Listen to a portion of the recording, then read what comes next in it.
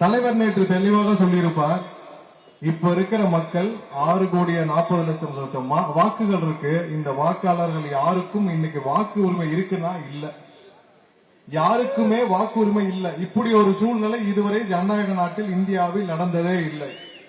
சரி, எதுக்கு இதை பண்றாங்க? எதற்காக இந்த முயற்சின்னு பாத்தீங்கன்னா, இவர்கள் போலி வாக்காளர்களையும் இங்க இல்லாத வாக்காளர்களையும் எடுக்கணும்னு ஒரு முயற்சியா. சரி, இதற்கு முன்னால் இது மாதிரியான வாக்காளர் திருத்தும் நடவடிக்கை நடந்துச்சு.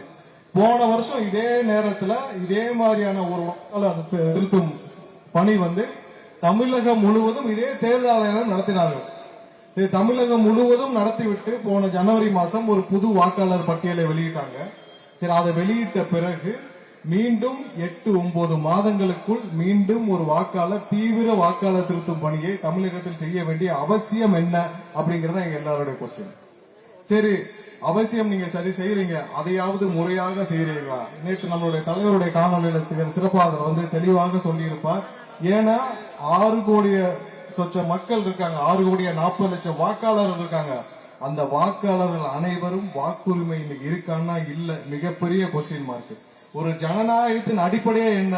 இது ஒரு மக்களாட்சி. மக்கள் வாக்களித்து மக்களால் தேர்ந்தெடுக்கப்படும் ஒரு அரசு இந்த மக்களுடைய அரசை நிர்வகிக்கும். ஆனா இங்க என்ன நடக்குது? பல பேர் மன்னர்களாக, போன வாரம் ஒரு 2 வாரத்துக்கு முன்னாடி திரு ஸ்டாலின் அவர்கள் சொல்றாரு, தமிழகத்தை ஆளும் உரிமை திமுகவுக்கு தான் இருக்கா. ஆளுங்கிற வார்த்தையே தப்பு இல்லையா? நீங்க என்ன மன்னரா? தமிழக அரசை நிர்வகிக்கும் உரிமை மட்டும்தான் உங்களுக்கு கொடுக்கறத தவிர உங்களை ஆள்றதுக்கு நீங்க ஒன்னும் மன்னர் இல்ல. தமிழகம் ஒன்னும் உங்களுக்கு குத்தகைக்கு விடப்பட்டது. தமிழகம் என்ன உங்க குடும்பத்துக்கு நிரந்தர குத்தகைக்கா விட்டுருக்காங்க?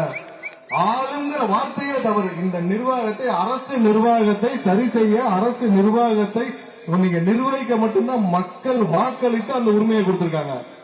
அதுவே புரியாமல் இருக்கும் ஒரு அரசு இவர்கள் என்ன செய்வார்கள் என்று நமக்கு தெரியுமே.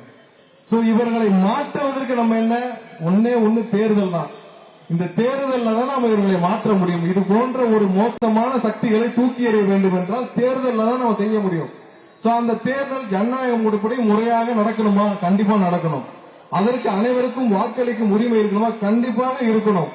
சோ அதை மோசமாக சீர்குலைத்து பெரும்பாலான வாக்காளர்களுக்கு வாக்களிக்கும் உரிமையை தூக்கணும். இங்க இருக்கிற ஆயிரக்கணக்கான பேர் இங்க இருக்கீங்க, லட்சக்கணக்கானவர், கோடிக்கணக்கான டிவியில பாத்துருக்கீங்க. தற்பொழுது இன்னைக்கு இருக்கிற சூழ்நிலையில உங்களுக்கு வாக்களிக்கும் உரிமை உங்களுக்கு இருக்கா? இல்ல. நீங்க உங்க கையில ஓட்டர் ஐடி இருக்கும், ஆனா நீங்க போனீங்கன்னா உங்க பேர் லிஸ்ட்ல இருக்காது.